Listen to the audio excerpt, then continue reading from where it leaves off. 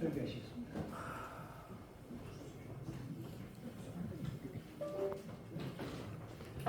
할렐루야. 이거는 아와 아버지 시간다.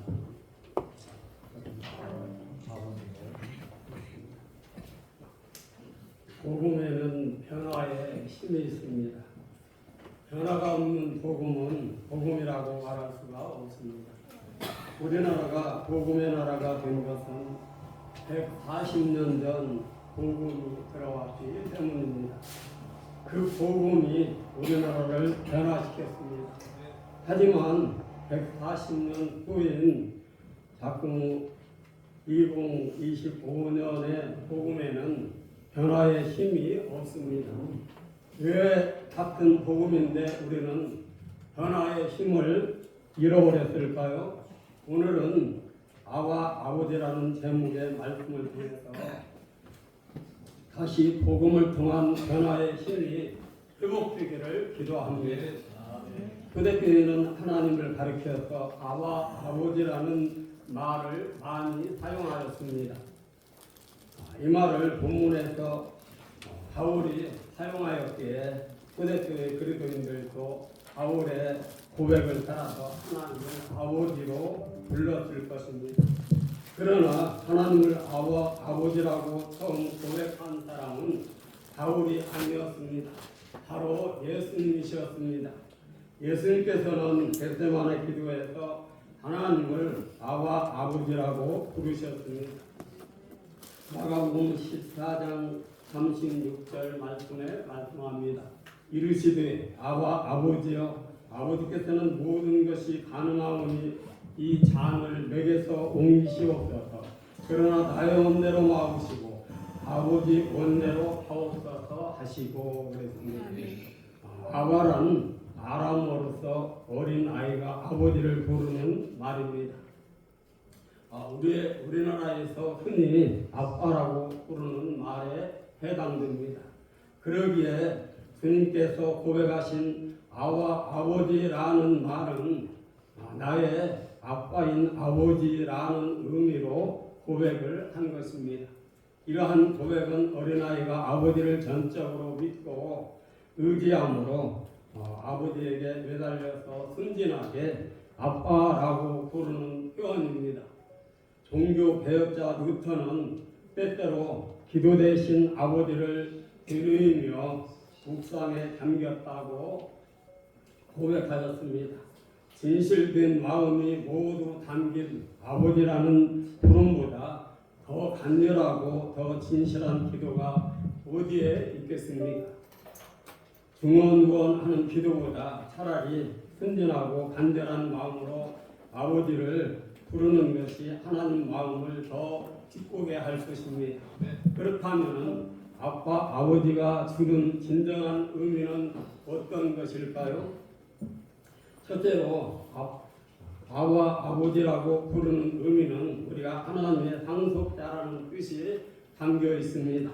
본문 로마서 8장 15절에 말씀합니다.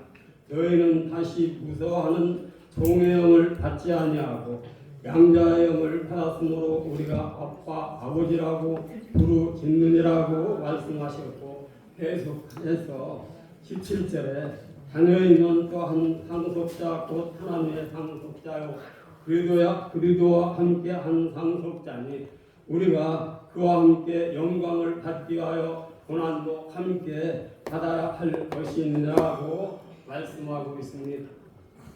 그럼 몇 가지 제가 질문하겠습니다. 인정하시면 크게 아멘으로 답해 주시기 바랍니다. 예수님께서 나를 위해서 십자가의 고난을 받으셨음을 인정하십니까? 아멘. 그렇기 때문에 우리도 그리스도의 고난에 참여하는 것이 정당함을 인정하십니까? 아멘. 그렇게해서 하나님의 아들이신 것처럼 우리도 하나님의 자녀임을 인정하십니까? 아멘. 지금 여러분들이 아멘이라고 고백하는 그 고백의 의미는 이런 의미가 담겨 있을 것입니다. 예수님을 믿는다는 것은 예수님께서 나를 위하여 십자가의 고난을 받으셨음을 믿는 것이며 그리스도의 고난에 참여한다고 하면 그리스도의 고난을 내 것으로 믿는 것을 고백합니다.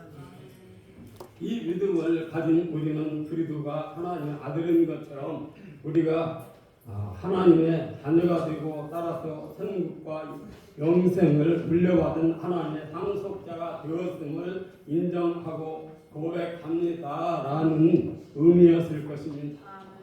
이러한 고백이 있기에 저와 여러분은 하나님을 아버지라 정답게 부를 수 있는 것입니다. 그런데 어느 순간부터 이러한 고백이 사라지고 있습니다. 상속자라는 의미를 물질적인 의미를 생각하여 번영신학과 기복신앙이 참 신앙처럼 우리 곁에 자리 잡고 있습니다. 그렇기 때문에 하나님을 아버지라 부르지 않고 오직 고상한 신적 존재로만 생각을 하고 있습니다. 그러므로 우리에게는 복음의 힘을 상실하는 지경에 이르렀습니다. 옛 성인은 이렇게 고백하였습니다. 하나님은 나의 아버지이다. 그러기에 하나님은 어떤 상황에서 나를 해치는 일이 없다. 하나님은 나의 아버지시다. 그러기에 하나님은 가장 좋은 것을 나에게 주시려고 하신다.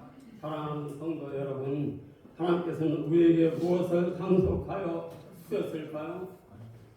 하나님이 가지고 계신 많은 것을 물려주신 것을 의미합니까? 상속이라고 말하면 왠지 물질 상속에만 관심을 갖습니다. 하나님께서는 물질의 문제를 이미 있어야 할 줄을 알고 계신다고 성경은 말씀하고 있습니다. 이는 이미 우리에게 주신 것이며 이러한 것을 상속에 포함시키지 않았음을 의미합니다. 그렇다면 하나님께서 우리에게 상속하여 주신 것은 무엇일까요? 천국과 영생을 상속해 주셨습니다. 하늘나라를 상속해 주셨습니다. 참다운 생명을 나누어 주셨습니다. 이런 말세에 이는 말세의 절대적 구원의 약속이며 악한 세력과의 확실한 승리의 약속입니다. 현세에 살아가는 의미와 보람을 상속해 주셨습니다. 주어진 삶을 살아가면서 그 삶의 의미와 보람을 찾을 수 없다면 참으로 비참한 삶을 살아갈 것입니다. 그러나 하나님께서는 우리의 삶의 가치를 부여해 주셔서 의미와 보람을 찾을 수 있도록 인도하여 주신다는 약속입니다. 그리고 가족과 지체들과 친구들을 주셨습니다. 이웃을 주셨습니다. 이제 마지막으로 하나님을 아버지라고 고백할 수 있는 자격, 즉 하나님의 자녀로서 참다운 행복을 상속해 주셨습니다. 우리나라 전래 동요 가사 중에 이런 가사가 있습니다. 가랑잎 배굴배굴 어디로 흘러가나 벌거벗은 이 몸이 춥고 추워서 따뜻한 부엌으로 찾아가지요. 이 가사 속에 외로운 가랑잎은 이리저리 굴러다니다가 결국 아궁이 속에 들어가서 잠깐 따뜻하지만은 결국 불에 타는 신세를 그리고 있습니다. 그러나 하나님을 아버지라고 고백하는 저와 여러분은 이리저리 굴러다니는 고아가 아닙니다. 하나님을 아버지로 삼는 자는 잠깐의 따뜻함을 위하여 죽음을 위하여 찾아가는 가랑잎이 아닙니다. 요한복음 14장 18절에서 말씀하십니다. 내가 너희를 고아와 같이 버려두지 아니하고 너에게로 오리라고 예수님께서 약속하셨습니다. 이는 주님과 함께 사망 권세를 이겨 부활한 새로운 생명과 영생을 상속으로 받을 상속자가 되었다는 선포이기도 합니다. 예수님께서는 더욱더 확실한 비유로 말씀하시고 계십니다. 누가복음 15장 11절 13절 32절 말씀에 탕자 비유를 통해서입니다. 스스로 아버지와 연을 끊고 상속자로서의 권리를 포기한 탕자가 허랑방탕한 생활로 모든 것을 이룬 후에 아버지를 생각합니다. 그는 스스로 이렇게 고백합니다. 아버지 집에는 양식이 풍족한 풍분이 얼마나 많은가. 나는 여기서 주여 죽는구나. 이제 내가 일어나 아버지 집으로 가서 아버지 내가 하나님과 아버지께 죄를 지었다오니 지금부터는 아버지의 아들이라 일컬음을 감당하지 못하겠나이다. 나를 흥분의 하나로 부숴서 하리라. 이 말에는 이제 더 이상 내 죄로 인하여 상속자가 될 수 없다고 하는 고백입니다. 그러나 그를 맞이하는 아버지는 탕자의 생각과 달랐습니다. 돌아온 그를 다시 맞이하여 아들로 복권해 주시고 상속자의 증거인 아버지의 반지를 허락함으로 완전한 회복을 허락해 주셨습니다. 이는 하나님께서 우리를 상속자로 인정하시고 당신의 자녀임을 선포해 주심을 보여주신 이유입니다. 그래서 바울은 본문에서 우리는 또다시 두려움에 빠뜨리는 노예형을 받은 것이 아니라 자녀로 삼으시는 영을 받았음을 강조하면서 그렇기 때문에 우리가 하나님을 아와 아버지로 부르게 되었다고 강조하고 있는 것입니다. 사랑하는 주의 백성 여러분, 우리는 영원한 하나님의 상속자임을 믿으시기를 바랍니다. 우리의 모든 것의 소유자는 하나님이십니다.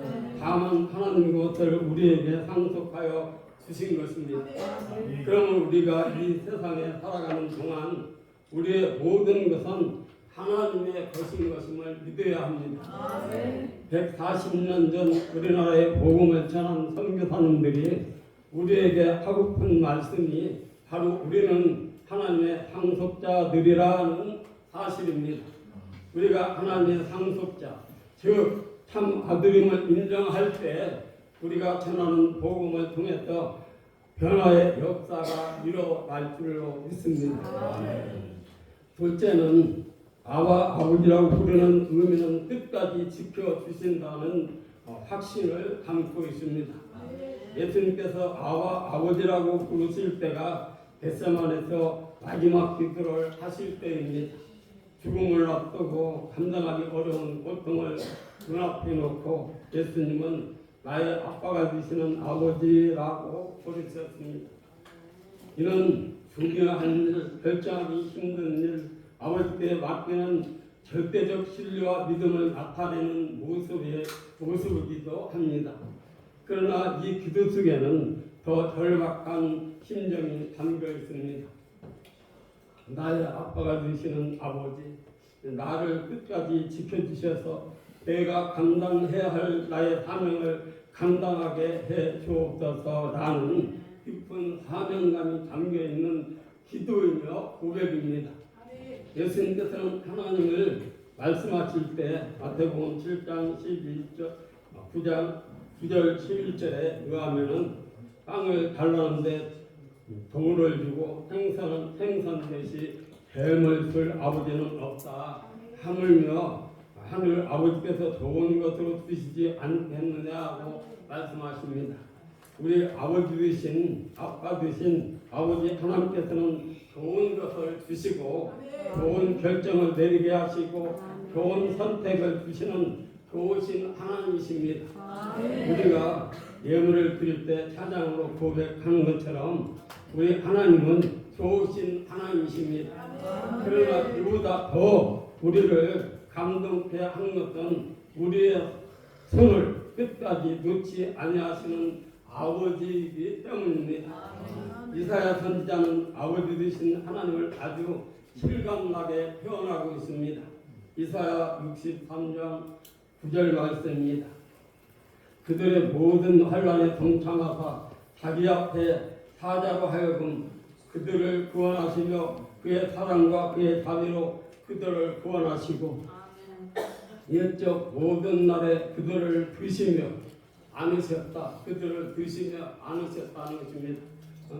이사야 선지자는 하나님을 모든 환난에 동참하시는 아버지, 우리를 구원하시는 아버지, 사랑과 자비로 우리를 지켜주시고 안아주시는 그리고 아버지로 태어나고 있는 걸 믿으시기를 바랍니다. 사랑하는 성도 여러분, 아버지이신 하나님께서는 어떤 상황이 있어도 우리의 손을 놓지 아니하시며 아빠가 어린 아이들을 지켜들고 안아주시고 우리를 보호하시고 기뻐하심을 믿으시기를 바랍니다.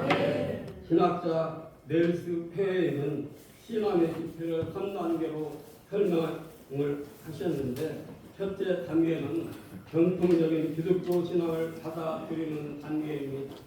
즉 예수 그리스도의 십자가를 믿음으로 구원받는다는 교리를 받아들이는 단계입니다. 여기서 좀 더 깊이 들어가면 정직해지는 단계입니다. 정직해지는 단계. 우리가 진실로 정직해져야 될 줄로 믿습니다. 자기 자신 자랑과 자기 자신의 자랑과 위선, 또 남에게 보이기 위한 바리새인적 의식 가축에서 벗어나 있는 모습 그대로 하나님께 보이는 단계입니다. 이것은 하나님을 나의 주님으로 모시는 단계입니다. 두 번째 단계는 하나님을 나의 주인으로 고백하는 단계입니다. 그리고 마지막 세 번째는, 셋째 단계는 하나님을 나의 아버지로 고백하는 단계입니다. 이게 얼마나 귀한 단계입니다. 하나님을 아버지로 고백하는 것. 아버지가 없는 사람들이 너무나도 많아요. 자기 생각으로 살고 자기 능력으로 살려고 하는 사람들이 많지 않습니까?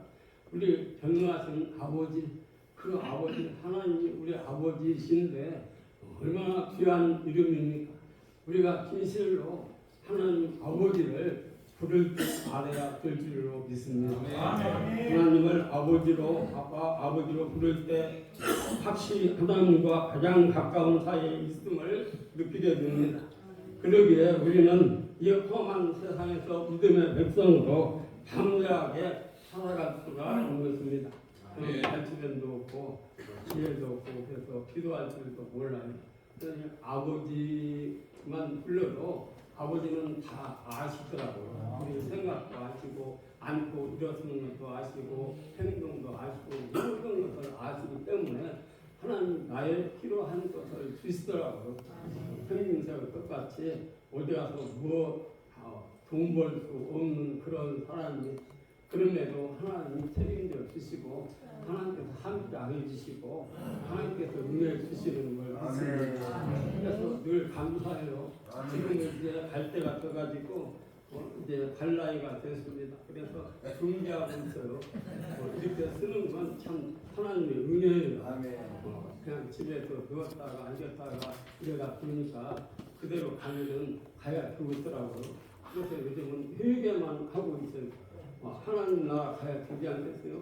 하나님 나라 들어가지 못하면 큰일 나지 않아요? 도저받는 거나 마찬가지로.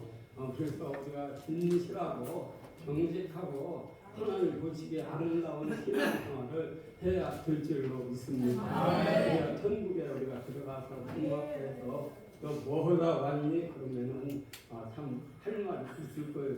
그래서 회개하고 있어요.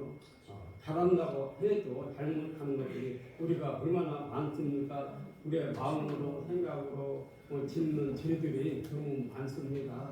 오늘날 우리 목사들이 우리 훌륭한 목사님들이 말씀하시는데 가짜 목사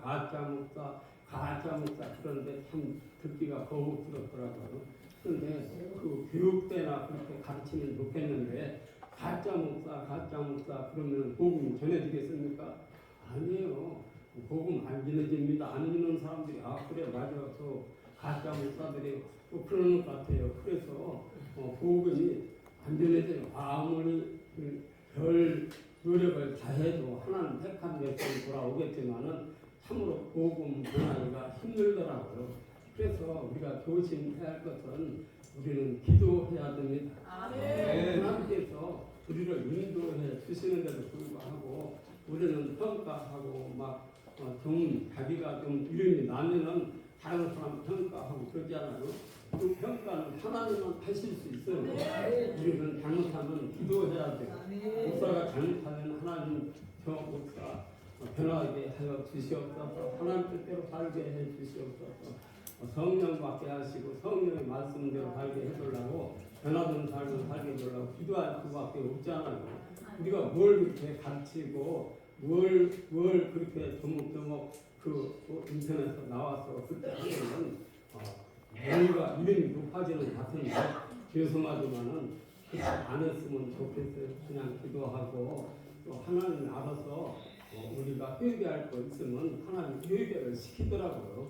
깨닫게 하시고 그래서 하나님이 하셔야지 우리가 사람 만들려고 노력하면은 우리는 복음을 전하는 분이 없어요. 예수를 전하는 분이 없지 우리가 훈계해서 드는 일이 아니더라고요. 그래서 우리는 그런 일을 삼가해야 복음이 전파되지 않을까 이런 생각이 듭니다. 그래서 하나님께서는 우리를 잡은 손을 끝까지 놓지 아니하시고 지켜주십니다. 그래서 하나님께서 항상 함께하심을 고백하고 인정하게 되면 우리는 거짓된 행동과 오염된 복음을 전하지 않을 것입니다. 140년 전 선교사들은 오직 우리 나라를 위하여 모든 것을 포기하고 모든 것을 나누며 모든 삶을 우리를 위하여 사용하셨습니다. 그 이유는 오직 한 가지 하나님께서 이 나라를 사랑하심을 알았기 때문입니다. 하나님과 함께함을 인정했던 선교사들은 하나님 이 나라를 사랑하셨기에 자기들도 자신보다 이 나라를 사랑을 했던 것입니다. 그러나 지금은 하나님의 함께하심을 입술로는 고백하여도 마음속에는 인정하려 하지 않습니다. 그러기에 하나님이 사랑하는 것보다 자신이 사랑하는 것에 더 집중합니다. 그렇기 때문에 이 시대 복음에는 변화의 힘이 없는 것입니다.